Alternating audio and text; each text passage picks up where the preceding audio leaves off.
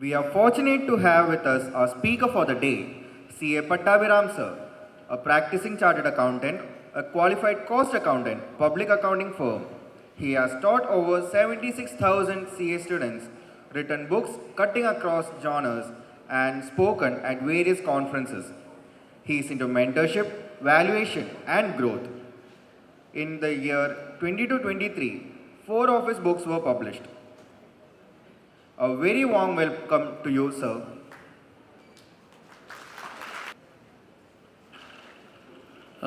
Dear students, in fact, this is one session that you should really look out to, because the first time I heard Pattabi sir, and I become a fan of Pattabi sir. Nobody else covers India 2047, the future of this country, economy like he does, and I think without much ado, over to you, sir. The session is yours. Well, good morning to all of you. It's lovely to be here in Kochi and to talk to a young audience like you on a topic that is so central to what is going to happen to us across the next 25 years, India in 2047. What I intend to talk today is not a vision of mine. I should concede that this is a consolidation of the vision of 25 young people like you who 1.5 years ago came together on a writing project that I had endeavored, contributed to various chapters, 25 different chapters, mentored by 25 different people from industry, and the outcome of that was a book that was called India in 2047, The Amazing Story of a Modern Nation, for which the foreword was written by both Dr. Devi Shetty and Mr. Sridhar Vembu. What I'm going to talk to you, ladies and gentlemen, today is from there. Excuse me, I don't think this is connected. Yeah, okay, sorry.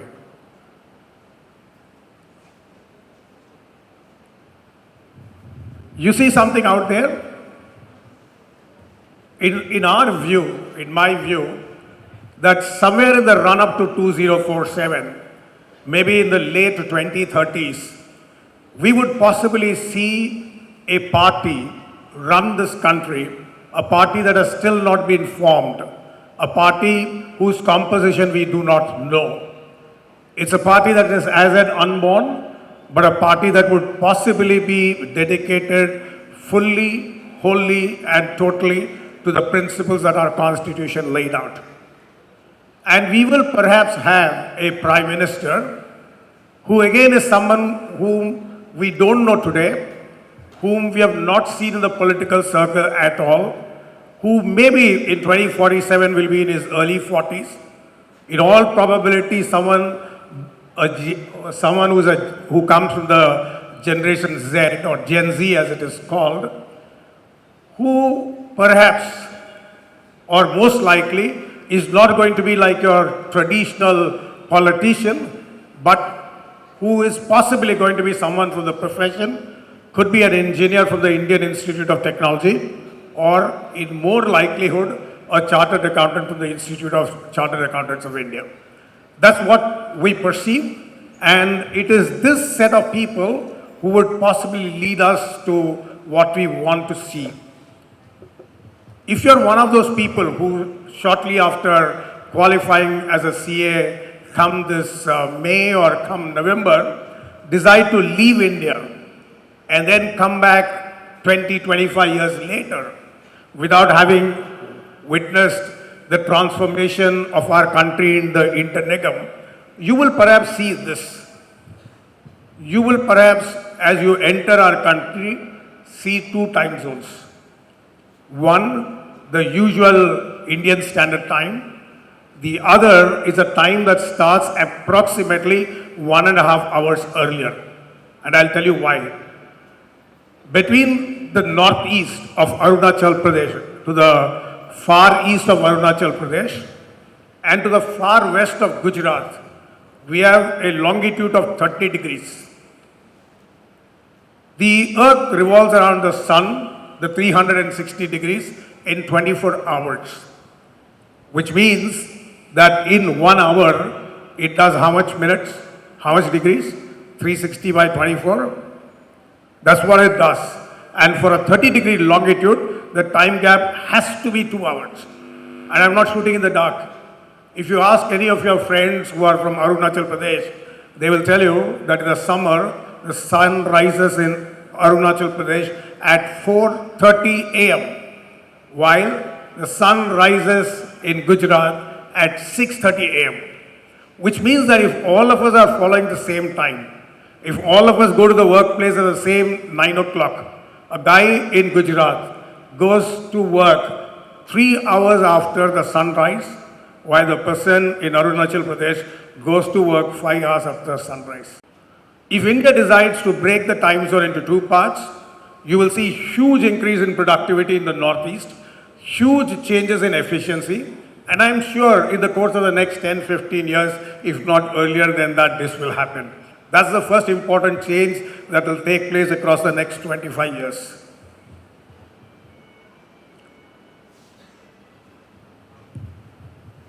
What do you see there? What strikes you as you see there? I continue with my story about you returning from wherever you work 20 years from today, having not visited India in the last 20 years. When you land up in India's airports, you will see retina-driven immigration. And surprisingly, it has already started. You don't have to wait in that endless queue. You pick up your baggage, you walk down, no passport, no physical passport, your retina is scanned, and you're done and dusted. You can walk out. Automatically, in an electronic wallet of yours, which is going to be the passport, your entry into this country will be recorded. What is going to be far more interesting and important is that while you are on the aircraft, while it is descending, you will be given a slip. The slip will be a baggage token, which will tell you in which, what is that called? Baggage belt your baggage is going to come and at what time exactly it will arrive. This is a personal, what should I say, desire of mine. I'll tell you why it's a personal desire of mine. Whenever I travel, let's take just the last 10 years. In the last 10 years, I must have caught 200 flights. I've always had my baggage come right at the last.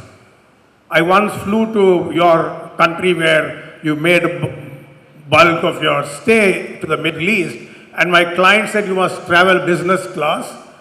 I said, okay, it's all right. So my first reason for traveling business class was that my baggage will come first.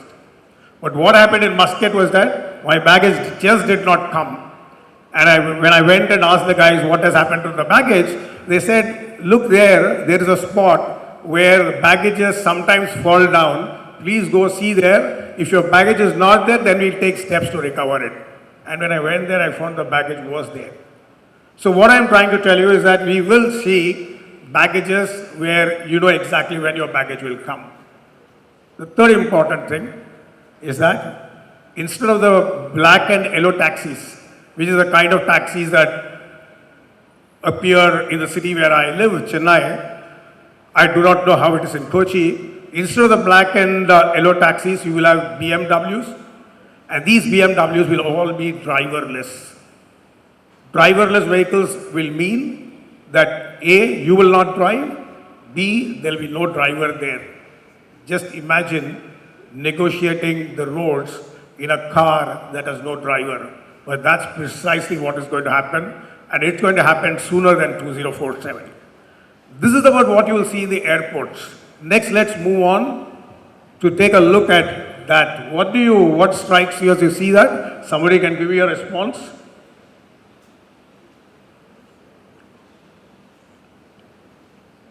That's going to be the India of our dreams. Clean roads. I'm not saying that roads will be empty, they will be as traffic free as that. But roads that look good, roads which are not traffic laden, more importantly, flying cars. I must tell you, just in case you are thinking that I'm just shooting from my hip. No. All of this, what I'm saying today, captured in the book that I co-wrote, all of that were vetted by experts in those respective industries, including people from the automobile industry, and all of them confirm that what we are talking about has an 80% possibility of happening. Okay? Let me move forward to try explain more about this. You're going to see a lot more elevated roads because our cities can take only so much and there is no extra space to create additional roads, and therefore you're going to see a second layer of roads atop of the first one. As you drive down, most of the houses will have solar installations. Solar installations are the one that will capture the sunlight and from there generate electricity.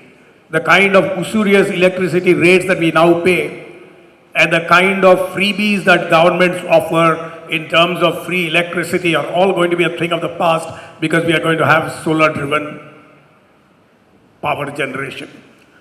I told you about flying cars.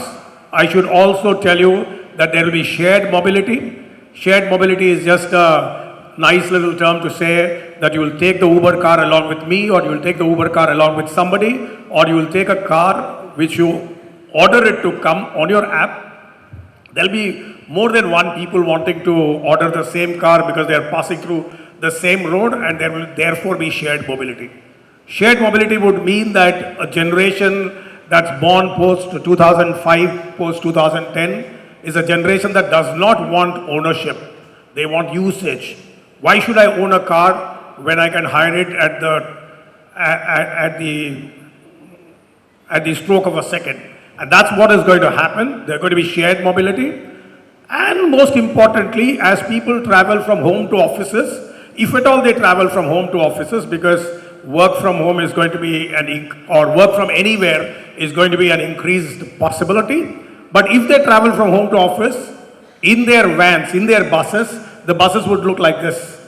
That there is no place for sitting. So what the guy would do is that he would actually travel in that bus, and while he's traveling the 30 minutes or 45 minutes that it takes to reach his workplace, he can actually exercise. This is just some parts that we have put out there. Those buses will actually look like any gym that you see in any of the fitness centers, with many more things being placed there. And in a country that will become increasingly fitness conscious, in a generation that's going to become increasingly fitness conscious, in a generation that will be sparse for a time, this is how they will manage to do it. You are with me thus far? I talked to you about airports, I talked to you about roads, and still earlier I began by talking to you about how governance would change. I'll go to my fourth point. Take a look at that. What do you see there? I'm sorry, those are not Indian faces, but that's okay. Maybe we can imagine that we've become far more cosmopolitan than what we are today. But what do you see there? You see houses. Houses that are built. Today houses take a lot of time to build. They take 3 years to build. They take 24 months to build. But in the house of the future, you'll have a mobile home which you can order on Amazon. I'm using the word Amazon because all of us are familiar with it. In fact, when we wrote the book, the gentleman from the glass industry said, why do you say Amazon? Why don't you say Reliance? What we mean is that it can actually be ordered online. When you order online, it will come in a completely knocked down condition, CKD, the way cycles are sold in many places, and then you will assemble it. So, which means that we are not talking about bricks and mortars, we are talking about different building materials that will help you maybe locate your house in Kochi.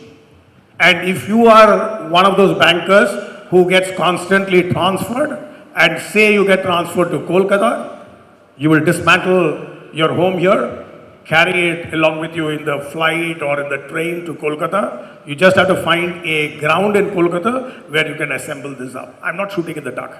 Please don't think that what I'm talking about is something that makes no sense. It makes a lot of sense, and this is going to happen far, far earlier than what you and I are imagining. Everything that I'm telling you is not going to happen on the 15th of August 2047 when we will see the 100th year of the very famous Trees with Destiny speech of Pandit Jawaharlal Nehru, the 100th year of India's independence. No, it's not going to happen bang at 12 midnight. It's going to happen in the course of the next 25 years, and in 2047, when you would be in the middle of a very fascinating career thanks to your chartered accountancy, you will experience all of these. I talked about a home ordered on Amazon. There will be smart glasses. Smart glasses will allow sunlight to come inside your house, which means there will be less reason to have too many lights and fans. Smart glasses would also mean that people can't see inside from outside, but you from inside can see outside, which according to the glass industry expert to whom we spoke said that this means that no curtains are required. You don't actually need fancy curtains, you need only glasses that look fanciful. A third important thing is that today you see we see a lot of community living happening. I, for example, live in a community block where there are actually 2,600 houses. Okay? Now, stepping into that place can be a security hazard. And what we are trying to say is that cameras fixed in front of a house is going to remember the face of the owner and is going to allow the doors to be opened only by owners. This is a fascinating thought, and this, like I've been often saying today, is going to happen sooner than later. There are also going to be intelligent restrooms, which would instantly be able to send messages to the hospital just in case there are indications that you are not healthy or that there are signs of your healthiness dropping down in the nearer future. We're also talking about robots that will assist kids and elderly. This is going to happen. There's no two opinion about it.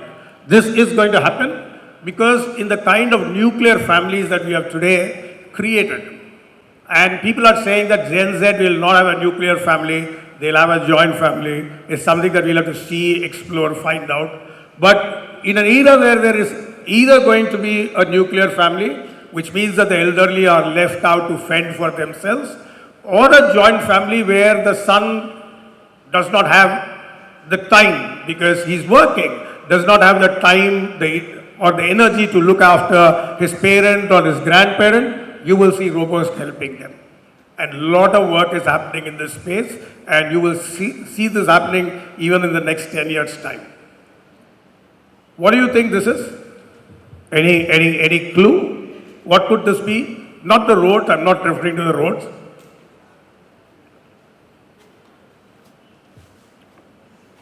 Yeah, this is a reference to smart cities. Although I know that the sitting government has failed in its promise to create 100 smart cities, but I think the intention is well driven, and my own sense is that in the course of the next 25 years, we'll see a lot more smart cities. We'll cross the 100, we'll touch the 250 kind of mark. We'll see metros in at least 2 cities per state, which means we are roughly talking about on average about 60 places where the metros will run. Traffic management is going to be largely efficient because it's going to become smart. You have an idea of smart traffic when you saw, the tolls getting collected at highways, just like that automatically.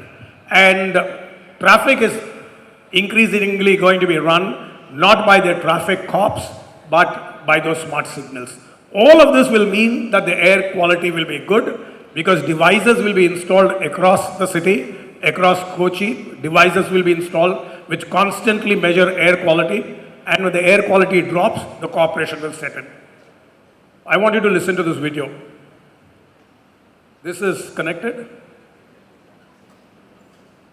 Yeah, I'll play this video.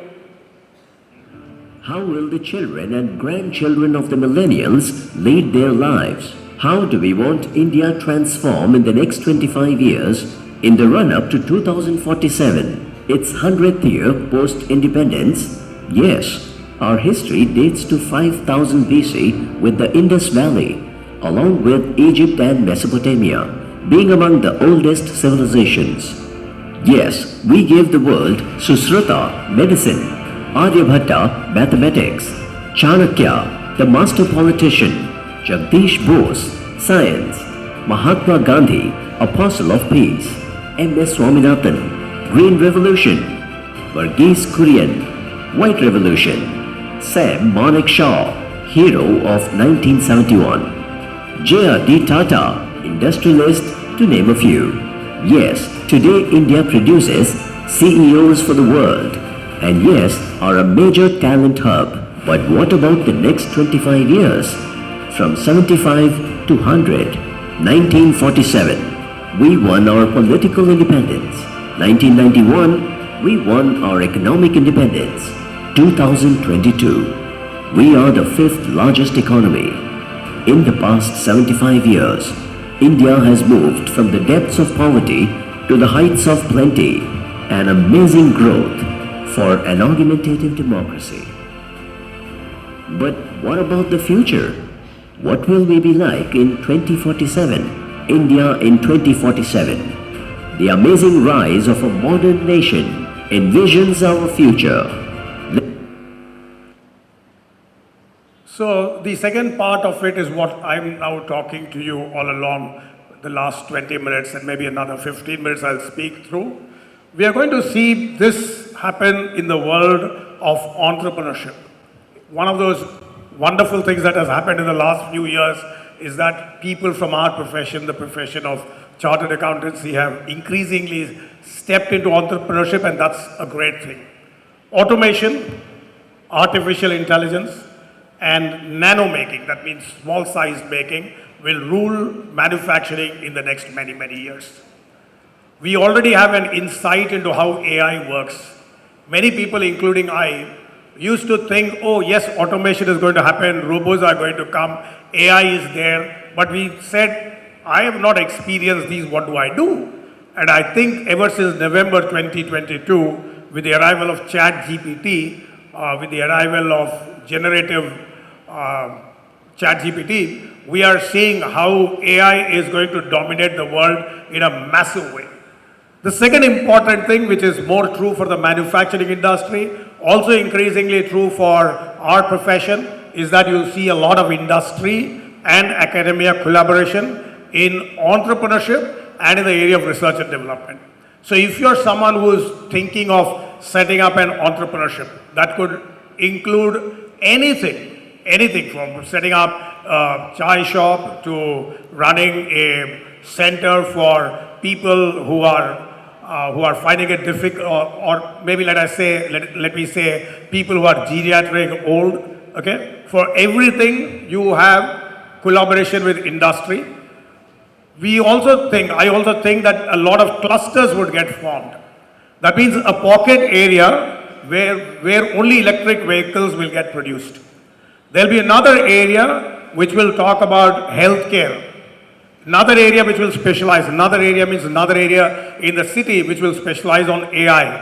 A very different area in the city which will specialize on Industrial Revolution 4.0 or 5.0, which is very quickly coming up. Or another area which will talk about research and development. I also want to step in and talk to you about that one thing, last one that's appearing on the slide, although it may not make, you might say, hey, where is the great relevance for us CS? But I think if you are going to be someone who is going to be into entrepreneurship in the space of education, this is important. Today there are a lot of engineering colleges. All of these will get pruned down. Today there are several polytechnics, the one that is one rung below engineering colleges, which are scattered around the country. Nobody takes care of them. They are going to get increasingly modernized, which means that in the space of 3 years, these guys, the polytechnic guys, will come into the market. It's something very similar, very analogous to what our institute is talking about by letting people come out to the workplace after they have finished their intermediate exam along with a qualification. Okay. Let me move on to 3 other things before I call it a day. This is about healthcare. Massive changes are already taking place in healthcare. India is literally becoming the global capital of healthcare. And our doctors, I understand, are doing an extremely marvelous job, thanks to which, where once upon a time people used to go from India to abroad to get medical treatment done, today it's the reverse. What is going to happen here? There's going to be a lot of personalized medicine, and I want to spend a minute on that. A friend of mine, say, has cancer. Let's say I have cancer. His cancer is very different from my cancer. Both of us cannot, should not, and must not be treated the same way. Development in the world of medicine is going to ensure that everybody's medicine is personalized. It is not that you step into Chat GPT and give some symptoms and ask what is the medicine. It could give you a generalized one, but the medicine that I have to use is going to be very different from the medicine that somebody else has to use on the same ailment. Okay? So in other words, what we are saying is that medicine is going to get increasingly personalized. There are going to be McDonald's type of hospital chains that will come up, the small McDonald's shops that you see. In almost much the same way you will see hospitals spawn there. And there is this talk, I don't know much about it, but there is this talk about reverse aging. Doctors today are working on, and this is at the insight of a well-known doctor whom I'm not going to name, are working on pills that will tell nanobots. Nanobots are things that reside in our bodies to form new neurons to replace old ones. Which means that if that happens, you are actually going to reverse aging. Which means that if that happens, instead of people living till 80 today, they will live till 120, 25 years from now. You see that? That's going to take place in the world of education. I think our institute is slowly, if not certainly, moving in that direction, and that's a good thing to happen. There are going to be public-private partnership in corporation schools. I have personally believed that the government has no business to be in higher education because private players can take care of higher education. Government needs to be in corporation schools, in the schools that we build. And we are likely to see public-private partnership. That means the government tying up with, let's say, I'm just giving a name, let's say with a Wipro Foundation or an Infosys Foundation, converting the corporation schools into schools driven by these parties. Just imagine how wonderful that would be. For those of you who don't know, C.K. Prahlad, who is considered to be one of the smartest strategic thinkers of our times, was someone who studied in a corporation school. If we can have that kind of outstanding talent minus the facilities, just imagine what will happen if there is facilities. All our learning is going to become AI-driven. Today, ChatGPT has shown the way. Today, ChatGPT has shown that it's no longer necessary for a student like you to step into a classroom. It has shown that it can teach you at the pace that you want. It can teach you with explanations that you desire, which means that education also gets increasingly personalized. I'm now moving to the last part. I'm going to talk to you about banking, because banking is a place where a lot of changes have already happened and a lot of changes are going to take place.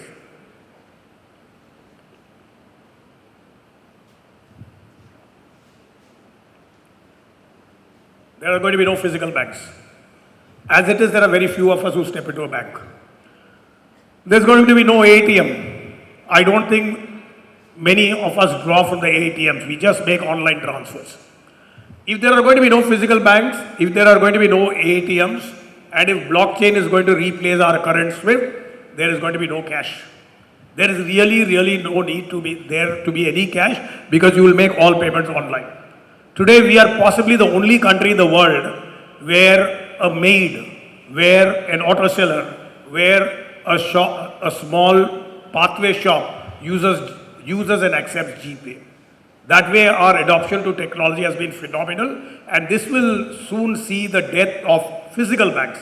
I'm not saying banking per se will go away, but the large number of buildings that you set up for banks, they're all going to disappear. I'm going to close out.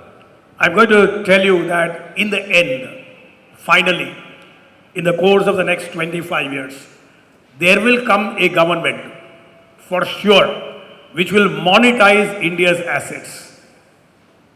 Which will monetize India's assets in the sense that it will sell off buildings that it no longer really requires. It will sell off large acreages of lands that it owns alongside, let's say, the rail tracks, consequent to which it will be able to generate lots and lots of money. More importantly, there will come a time when at least one government will have the sense to get out of running businesses. We know what happens when the government runs businesses. We know what happened to Indian Airlines.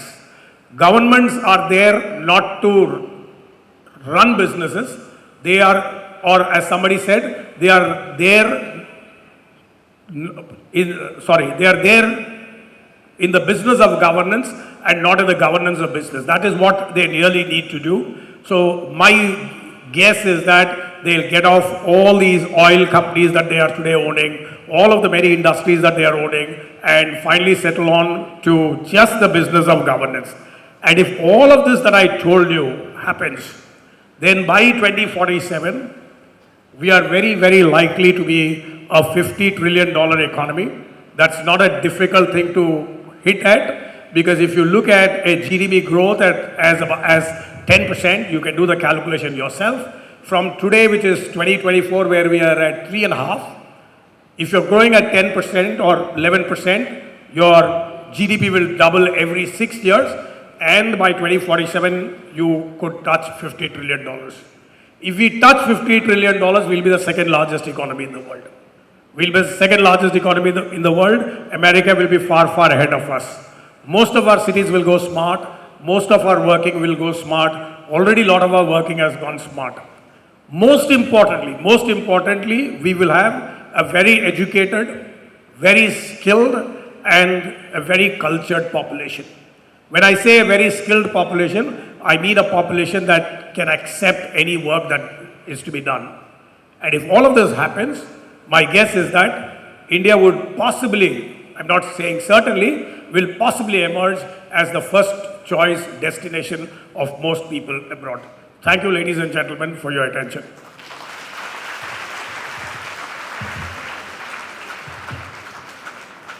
So thank you, Patabi sir, for that wonderful session. As usual, you are phenomenal in terms of projecting what we are going to see in India 2047. So can we have a big round of applause for the speaker, please? Thank you.